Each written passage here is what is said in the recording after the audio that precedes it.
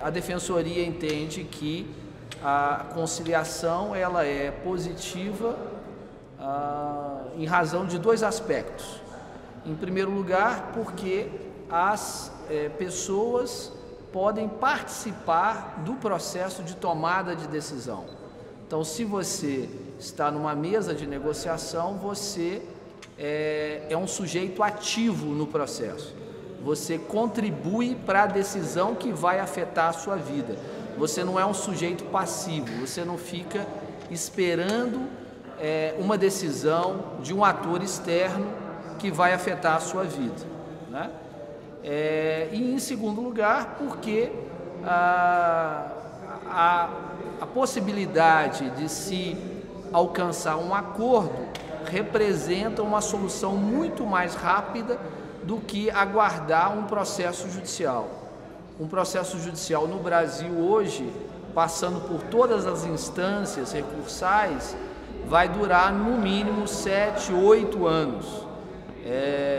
E se nós conseguirmos alcançar um acordo nessa situação específica, talvez a gente não precise esperar todo esse tempo, né, para encontrar esse acordo, encontrar uma solução definitiva para esse problema social que já vem afetando essa população há cerca de 40 anos.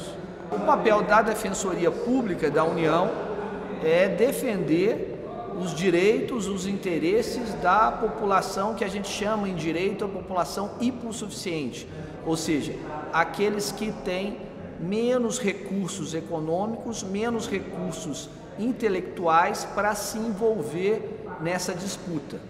Nós temos aqui na região da Serra da Canastra grandes interesses econômicos, por exemplo, dos mineradores de diamante, de quartzito. Temos também os interesses dos órgãos ambientais, mas os interesses da população tradicional da Serra da Canastra, esses interesses nem sempre estavam sendo contemplados nessa discussão.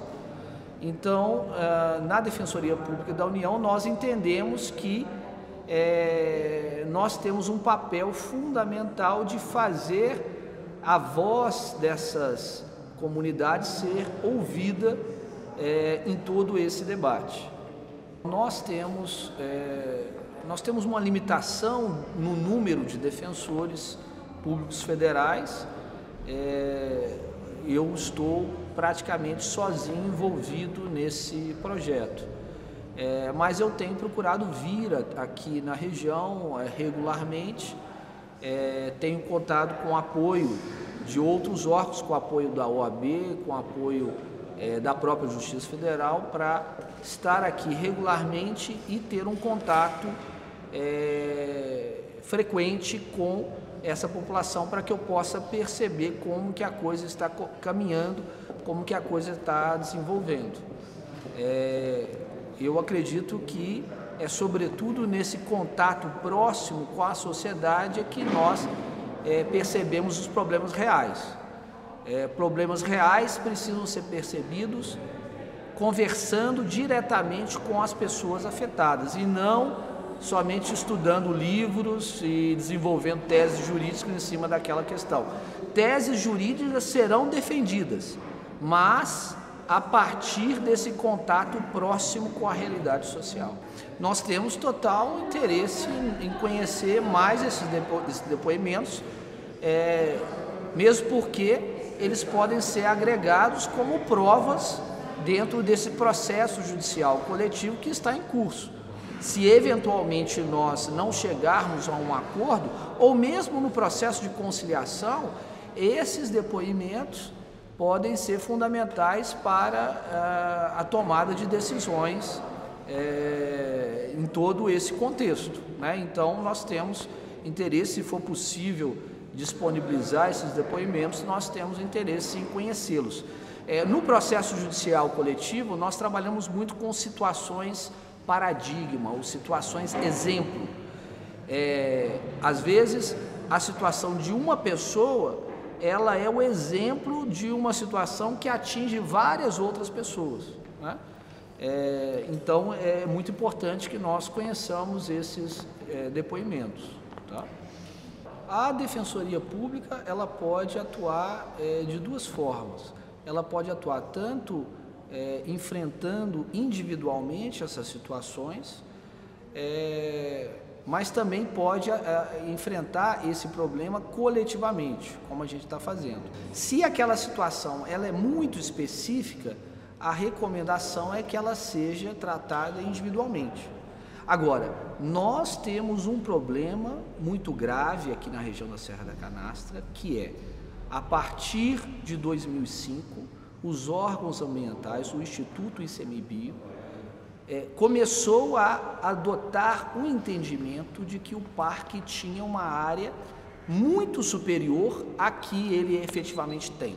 E isso gera uma série de consequências para a sociedade. Insegurança jurídica, situações de verdadeira tortura psicológica, porque pessoas simples, pessoas humildes, ficam naquela situação de indefinição e não são devidamente orientadas sobre os seus direitos. Então, a Defensoria entende que grande parte dos problemas são causados por essa atitude indevida, por essa atitude abusiva do Instituto Chico Mendes. Nós esperamos que o ICMBio tenha maior sensibilidade para lidar com essas situações, porque até o momento não é isso que nós temos observado, não é isso que nós temos ouvido das pessoas afetadas. Então nós temos muita esperança de que, principalmente o ICMBio, flexibilize a sua postura no relacionamento com a sociedade. Não é possível que um instituto que tem o nome de Chico Mendes, ele trate as pessoas da forma como essa autarquia federal tem tratado as pessoas aqui nessa região. Na análise jurídica que eu fiz da situação, não há base para a pretensão do ICMBio de ampliar a área desse parque para 200 mil hectares. Não vejo sustentação jurídica para esse entendimento do ICMBio. O parque de 71.525 hectares está consolidado, não há dúvida sobre ele. Mas essa expansão que eles pretendem fazer, e principalmente do modo como eles estão fazendo, através de um simples plano de manejo, é totalmente abusivo, tá? Agora, não é possível negar a realidade de que eles vêm, através de um procedimento que não é muito transparente, eles vêm adquirindo várias áreas dentro dessa zona de 130 mil hectares. Isso gera uma série de dificuldades. Por exemplo, eu tenho relatos de pessoas que estão ficando isoladas, porque eles adquirem várias áreas, não necessariamente contínuas, e vão deixando as pessoas isoladas. Isso é uma forma também de exercer uma pressão sobre essas pessoas, né? Como uma forma de expulsar essas pessoas dali. Agora, na visão da Defensoria Pública, essas pessoas, principalmente as chamadas comunidades tradicionais, ou seja, aquelas que exercem, que vivem ali há várias gerações, exercendo o seu modo de vida, o seu modo de fazer, produzindo o queijo canastra, que é um patrimônio cultural da nação. Se o queijo canastra, que é um patrimônio cultural, é um patrimônio cultural da nação, quanto mais as pessoas que fazem o queijo canastra, né? Então, nós entendemos que especialmente essas comunidades tradicionais, elas estão amparadas em seus direitos fundamentais pela Constituição e por normas internacionais de direitos humanos. As normas ambientais que supostamente embasam as ações do ICMBio não podem atropelar a Constituição e nem as normas internacionais de direitos humanos. Então, na nossa visão, o ICMBio, nessa questão, não tem outro caminho que senão ceder. O ICMBio tem de ceder nessa questão, porque senão, infelizmente, não haverá acordo nessa questão. Nós vamos levar isso até as últimas instâncias. E, se necessário for, até os órgãos internacionais de proteção dos direitos humanos. Então, nesse ponto específico das comunidades tradicionais, eu não vejo muita possibilidade de acordo, a não ser que o ICMBio flexibilize a postura deles, né? Há também uma população que nós estamos muito preocupados, que são os trabalhadores da área de mineração. Então, nós temos relatos de que, principalmente naquela área de mineração de quartzito, tem ocorrido uma atividade minerária clandestina, ilegal, e que várias pessoas têm sido submetidas a condições análogas às de escravo. Essa situação foi causada pelos próprios órgãos governamentais, porque durante 20 a 30 anos, as atividades minerárias foram exercidas ali com licenças, com autorizações, e de repente, de uma hora para outra, o ICMBio, o IBAMA, os órgãos ambientais tiraram da cartola esse plano de manejo, interrompendo abruptamente as atividades minerárias que eram exercidas ali, e abrindo então, dando ensejo a que fossem desenvolvidas essas atividades ilegais e clandestinas, onde as pessoas são submetidas a condições análogas às de escravo. Então, os órgãos governamentais, nesse caso, eles geraram uma enorme dívida social e eles têm de reparar os danos que foram causados, né? É uma responsabilidade precípua dos órgãos ambientais, de acordo com as informações que a Defensoria tem levantado sobre essa questão. Estamos nos assentando na mesa de negociação com o espírito aberto, com o espírito de conciliação.